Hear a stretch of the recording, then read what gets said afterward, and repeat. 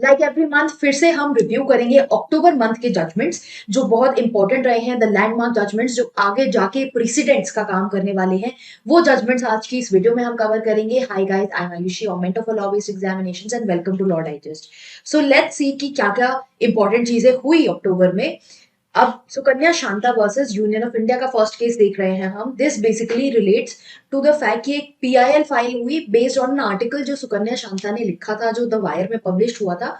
This was basically relating to the caste system that is prevalent in the prisons in India. क्योंकि prisons में क्या situation चल रही है, अगर प्रिजन मैनुअल्स उठा के देखेंगे आप अलग अलग स्टेट्स की, जो की सिचुएशन थी अभी तक, ऑल्दो केस के बाद चेंज हो गई, बट इस केस में कोर्ट ने देखा कि डिफरेंट डिफरेंट स्टेट्स की जो प्रिजन मैनुअल है उसमें देखा, एंड दे फाउंड आउट कि बहुत सारे ऐसे प्रोविजंस हैं जो कास्ट बेस्ड डिस्क्रिमिनेशन करते हैं। जैसे कि एक बहुत इंपॉर्टेंट रेलिवेंट प्रोविजन ये था कि जो स्वीपिंग और ऐसे मीनियल टास्क हैं वो मार्जिनलाइज सेक्शन को दिए जाएंगे, और जो कुकिंग जैसा टास्क है वो थोड़े अपर कास्ट वाले लोगों को दिया जाएगा। सो कोर्ट फाउंड दैट ये जो चीज है, this on the face of it is violative of article 15, क्योंकि ये कास्ट बेस्ड डिस्क्रिमिनेशन एकदम डायरेक्ट हो रहा है यहाँ पर।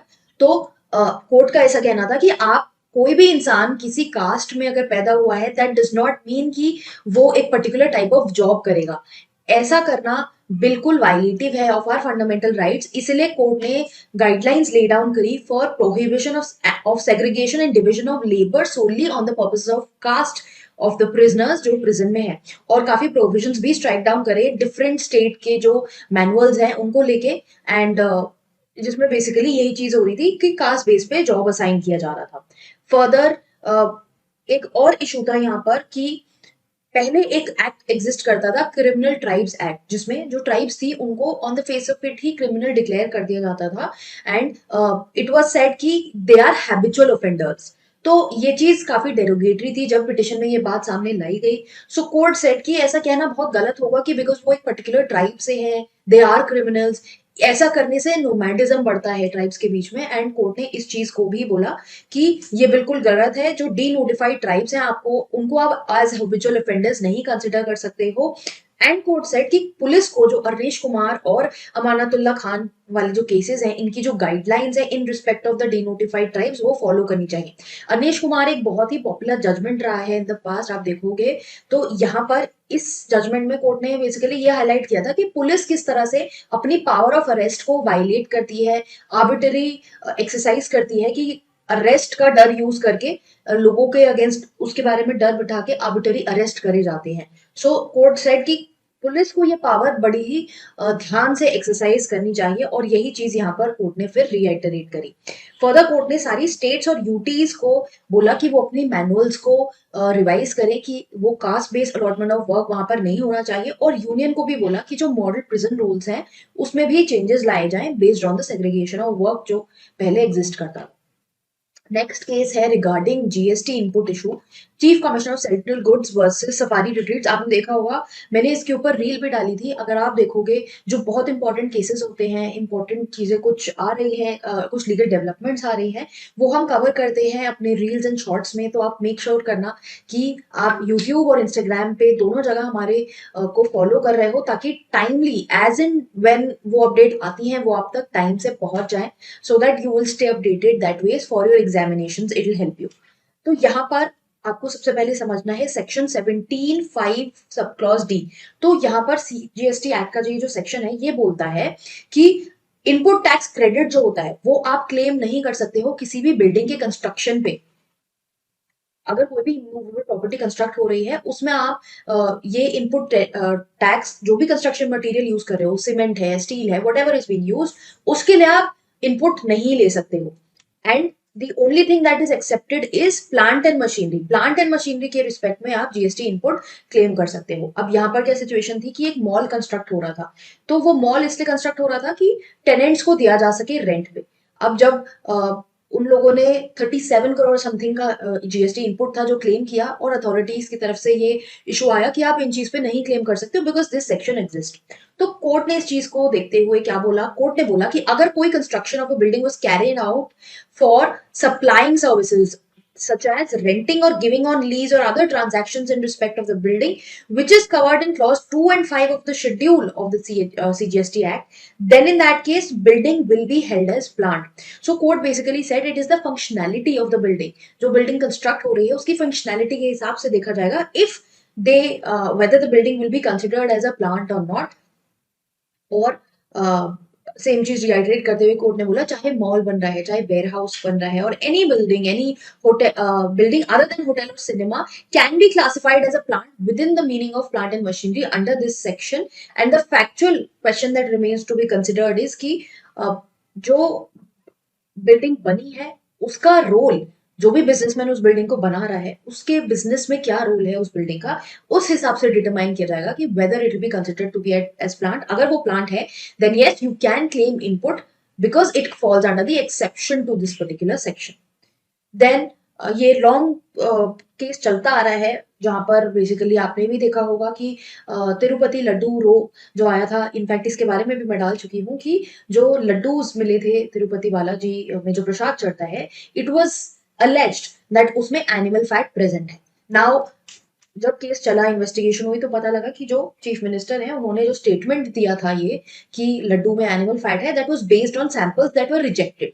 सो पहली बात तो कोर्ट ने उनको रेप्रिमांड करा कि उनका ऐसा बोलना, इस चीज को पब्लिक डोमेन में लाना without this surety, that's very wrong. Then एक गवर्नमेंट की एसआईटी बनाई गई थी, special investigation team was made which was being headed by the people from Andhra Pradesh government. It was constituted by Andhra Pradesh government, but to inspire confidence in people कि जो independent है ये agency और अपने काम सही से कर रही है, विच इज वाई क्योंकि लोगों को शक था इस चीज पे. सो द सुप्रीम कोर्ट ने इंटरवीन करके एक इंडिपेंडेंट एसआईटी बनाई कि वो इस चीज में इन्वेस्टिगेशन करेंगे. At the same time they also held, they also said, they clarified that in no way it can be said that क्योंकि हम एक इंडिपेंडेंट एसआईटी बना रहे हैं, that does not mean the SIT constituted by the government and the state government is any less, but it is for people that we are doing so, which is why it is being done. And so the court warned कि उनकी independence पे question नहीं किया जाना चाहिए state government वाली SIT पे. Then section 6 से इसके ऊपर मैंने डिटेल में वीडियो कवर करी हुई है, आप जाके वो भी देख सकते हो. It is available on the channel. For section 6 से specifically this case has been dealt in detail in a full separate video.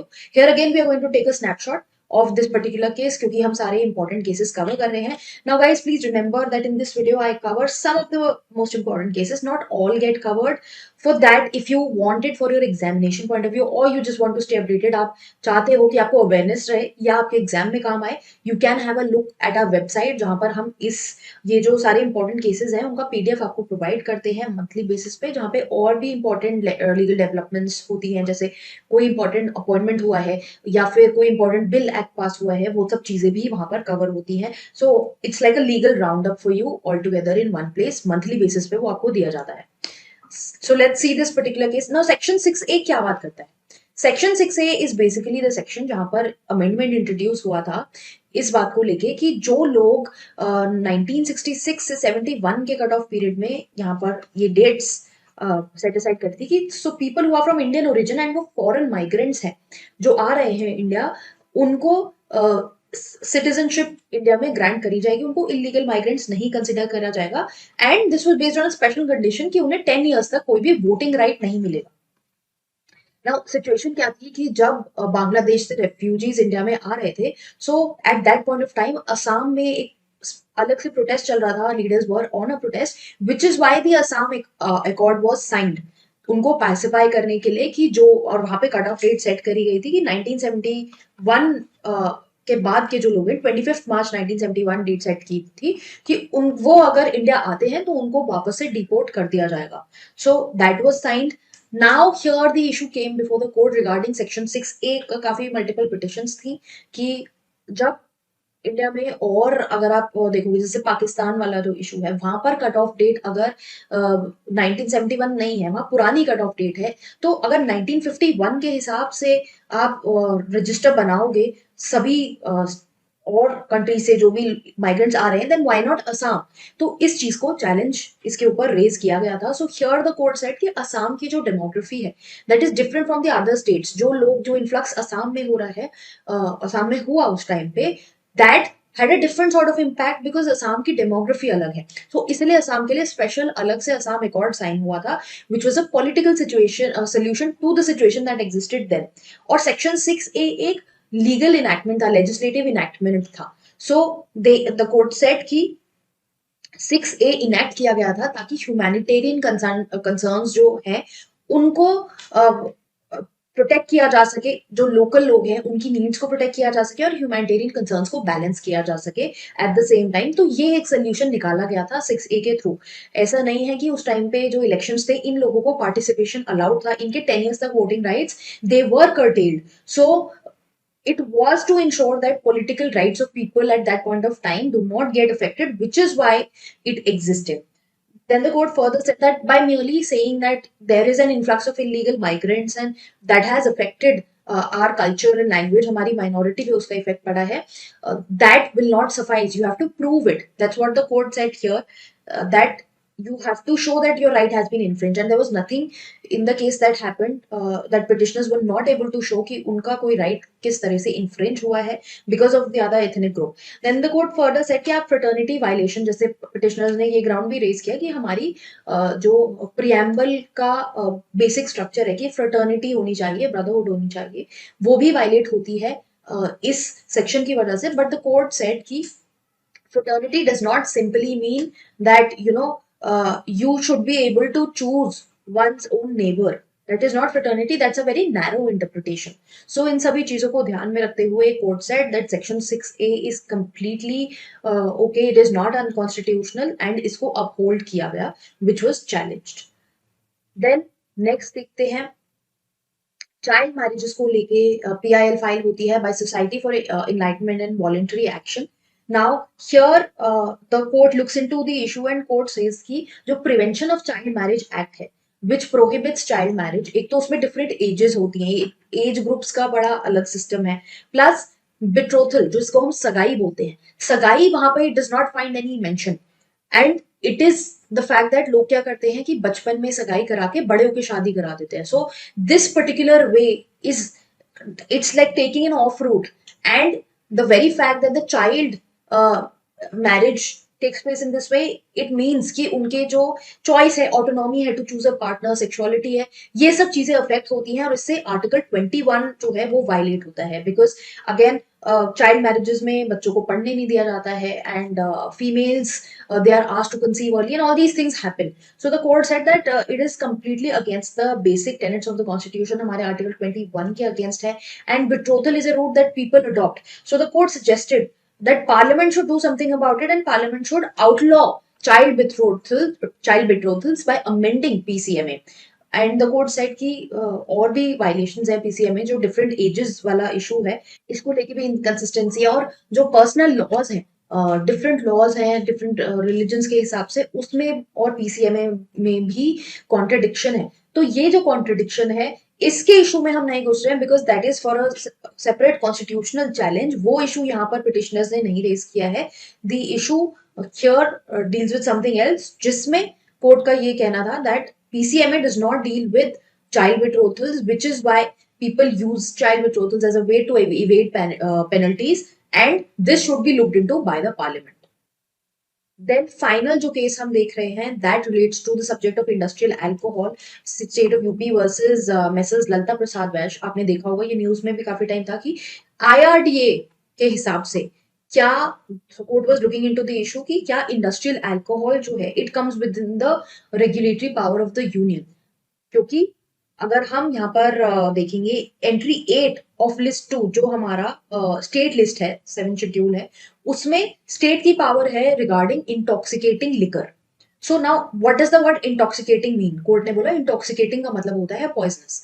Now it is different कि हमें as layman we would feel कि जो अल्कोहल ह्यूमन कंजम्पशन के लिए और जो industry के लिए है वो अलग अलग है, बट कोर्ट का यहाँ पे इंटरप्रिटेशन था. यहाँ कॉन्स्टिट्यूशनल बेंच बैठी 9 जज की 8:1 मेजोरिटी में ये जजमेंट दिया गया. So the majority said that intoxicating liquor जो टर्म है उसको नैरोली आप इंटरप्रेट नहीं कर सकते हो. It will not include not only alcohol that humans consume, it also includes alcohol which is not fit for human consumption. So that is also a part of intoxicating liquor. और ये जो subject है, this is broad enough to cover all these kinds of liquor, and which is why state की power जो है, states have the power to regulate the denatured spirit और industrial alcohol. So यहाँ पर जस्टिस नागरथना का decent था, and she said कि ऐसा नहीं बोल सकते आप कि industrial alcohol something that is not fit for human consumption, you cannot put it in the same category as the other alcohol. ये एक आर्टिफिशियल इंटरप्रिटेशन है, और आप ऐसा करने से you are going against what was the intention of the constitution makers. So उनकी तरफ से ये डिसेंट था. हाउएवर मेजॉरिटी है कि स्टेट की पावर है उसको रेगुलेट करने की. With this, we come to the end of this video. जो important judgments थी I've covered. As I mentioned earlier, if you want to get into more judgments and you are preparing for some exam जिसके लिए आपको ये help करेगा, then you can check our website www.lawdigest.in, जहाँ पर ये available है. साथ साथ I would again say that please make sure you are subscribed to our YouTube channel as well as on Instagram you're following us, ताकि जब भी ये legal updates आती हैं you get timely intimation, not just about these updates. There are all other types of videos and content that keeps coming up. So to stay updated with that, make sure you're following us.